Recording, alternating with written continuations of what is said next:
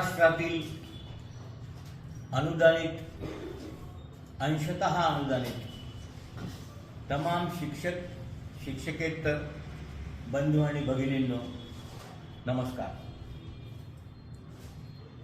जीपीएफचे पैसे गेल्या अनेक दिवसापासून मिळत नव्हते। बीडीएस म्हणजे प्राधिकार पत्र निघत नव्हतं, कारण त्या लेखाशीर्षाला पैसेच नव्हते।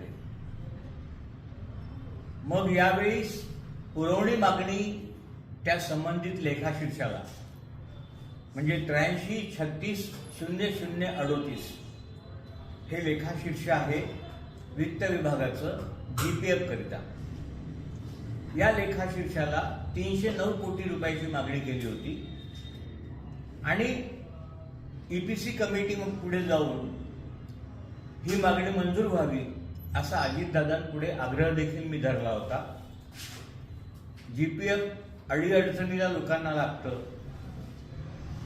पोरीचं लग्न असतं, घर बांधायचं असतं, पैशाची निकड असते आणि वेळेवर पैसे नाही म्हणून जीपीएफ मिळत नाही, त्यामुळे ओढाताणी होते।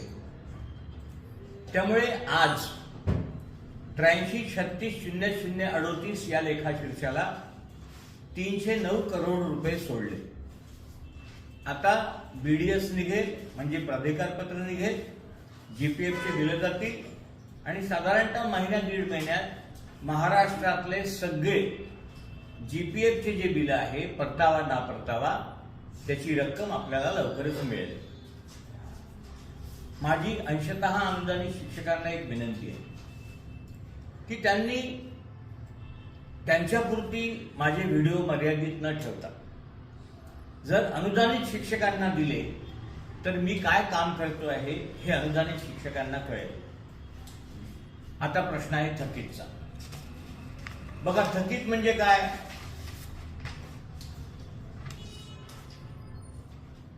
पदोन्नती, वेतन निश्चिती करायला उशीर झाला त्याच्यामुळे राहणारं थकीत, वेतन वाढ त्याचं थकीत, निवड श्रेणी वरिष्ठ वेतन श्रेणी याचं थकीत, शिक्षण सेवक मानधन नसेल त्याचं थकीत, महागाई भत्ता फरक त्याचं थकीत, 6व्या व 7व्या वेतन आयोगाचे फरक त्याचं थकीत, निलंबन बडतर्फ या कालावधीतला फरक त्याचं थकीत। आता हे सगळं थकीत काढण्याकरता 31/12 पर्यंत आपल्याला देयक सादर करायची आहे। आता बघा, 6व्या आणि 7व्या वेतन आयोगाचे हप्ते ज्यांचं जीपीएफ नाही, डीसीपीएस नाही, एनपीएस नाही त्यांना रोखीने द्यावे यासाठी प्रयत्न सुरू आहे। तो यशस्वी झाला तर आचारसंहितेनंतरच होईल आणि ते देखील त्यांना मिळेल। परंतु ज्यांचे जीपीएफ, एनपीएस, डीसीपीएस नाही अशांचे प्रकरण सुप्रीम कोर्टात सुरू आहे।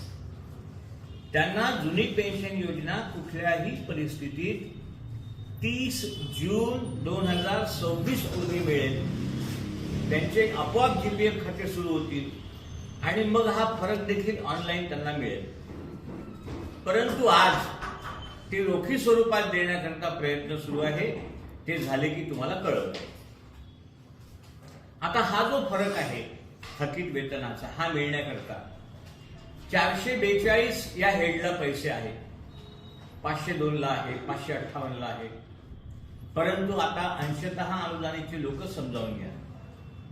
अंशतः अनुदानितचे जे हेड आहेत 3361, 3261, 3379, 0511 या चारही लेखाशीर्षाकरता 837 कोटीची पुरवणी मागणी केली होती, मी बसून केली होती। परंतु दुर्दैवाने ती मंजूर झाली नाही। कदाचित मी सभागृहात असतो तर झाली असती, पण आज झाली नाही। 500 कोटी रुपये मंजूर झाले म्हणजे 337 कोटीची तूट आहे। हे 500 कोटी फक्त नियमित पगार टप्पावाढीसह त्यालाच पुरणारे आहेत। मग आता 337 कोटी आले नाही तर तुम्ही जर म्हटलं की माझा 23चा पगार फेब्रुवारीचा, 24-25चा अजून काही राहिलं असेल ते, हे आता निघण्याची शक्यता नाही। मग याचा अर्थ तुम्ही बिलं टाकायची नाही का? बिलं टाकायची. 31/12 पर्यंत बिलं टाका. रिअप्रोप्रिएशन किंवा सुधारित अंदाज आरी याच्यामध्ये जर पैसा आपल्याला देता आला या हेडला तर आपण हे थकीत मंजूर करू शकतो, परंतु मला त्याची शक्यता फार कमी वाटते. त्यामुळे अंशतः अनुदानाच्या लोकांनी बिलं टाका, पण ते बिलं मिळतीलच याची खात्री आज तरी देता येत नाही, एवढं काळजीपूर्वक लक्षात घ्या. तुर्तास एवढेच. काम करतो आहेच. तुम्ही फक्त पाठीवर हात ठेवून लढ म्हणा. मी लढतोय. धन्यवाद.